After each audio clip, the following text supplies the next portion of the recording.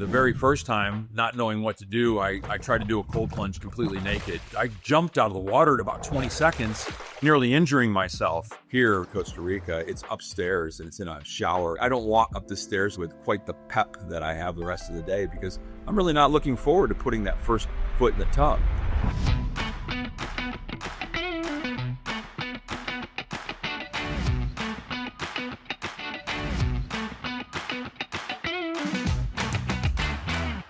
So today, cold plunge is a really big part of my daily routine. I cold plunge 5 days a week and take 2 days off. At present, I spend 5 minutes in 43-degree water, completely submerged using a snorkel. It's something that I worked my way into, and I started years ago with cryotherapy. And when we started with the gas cryo chambers, I would use a snorkel because obviously you can't breathe the gas or you'll suffocate. But over time, I decided that the cold plunge was going to be a better way to get a deeper chill and to get the benefits with less technology, something that I can do at home very inexpensively. The same place I was going to get the cryotherapy had cold plunge tubs.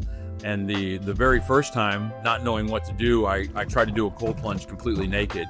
And I'll warn all the men out there that that is not the way you want to do a cold plunge. So make sure you keep your shorts on. The first 30 seconds is the painful part. The very first time I cold plunged, I jumped out of the water in about 20 seconds, and after a couple more tries realized that pain subsided pretty quickly. By 30 seconds in, there's very little pain. Another thing that I learned was that movement was your enemy. So if you stay in that tub and you stay very, very still, you're doing two things. One is that you're allowing your body to get very cold, whereas the movement creates blood flow. That makes the body warmer again, and that plays against you because when the warmth kicks in, if you were to wiggle your fingers around underwater or move your arms, that circulation brings back some feeling and will reintroduce the pain.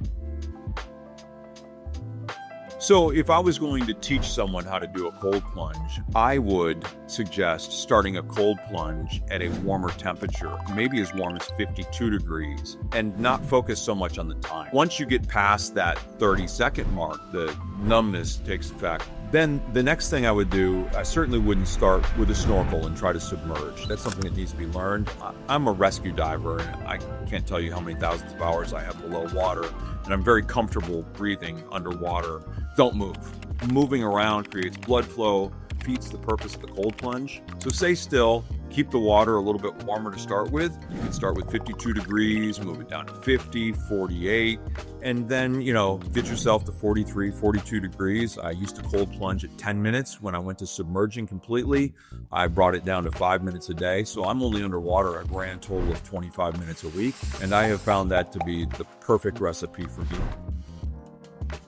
The big benefits that you find from a cold plunge: reduced inflammation, the pain goes away. At 59 years old, I've got some aches and pains. I was in Taekwondo for many years, a little bit of arthritis here and there, and daily cold plunge keeps all of that at bay. And I didn't realize just how well until I took a vacation in Europe this past summer and took 14 days off, and all those aches and pains started to come back. I have some nerve damage there that causes some tingling and even numbness in the pinky side of my right hand. And that goes away with a cold plunge because that inflammation is reduced and I'm creating more space for the nerve. And it boosts metabolism. So you're going to burn more calories throughout the day. You've got an elevated mood. It improves your circulation, helps your immune system. And one of the things that I have found very interesting that I've only discovered recently, it increases the size of your ACC. And this is an acronym that describes a part of your brain that is associated with longevity and general health. But only recently have we come to realize through a study done at Stanford University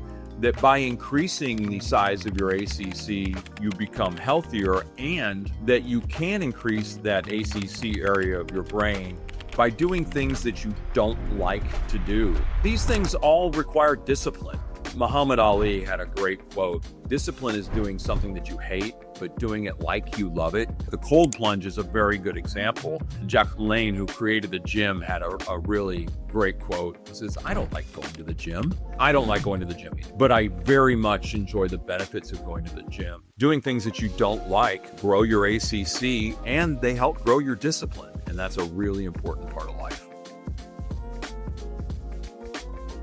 I don't know if I'm educated enough about cold showers to talk about them. I don't have a lot of experience with cold showers, and I haven't looked into any of the data, but I can say that the benefits that I see, feel, and have experienced myself just comparing a cold plunge to cryotherapy, that it's night and day. That I get so much more out of a cold plunge than I did from cryotherapy. Cryotherapy makes me colder than a cold shower would. I don't see any real comparison between a cold shower and a cold plunge. I can't imagine any way that you could get any substantial benefit from a cold shower compared to a cold plunge.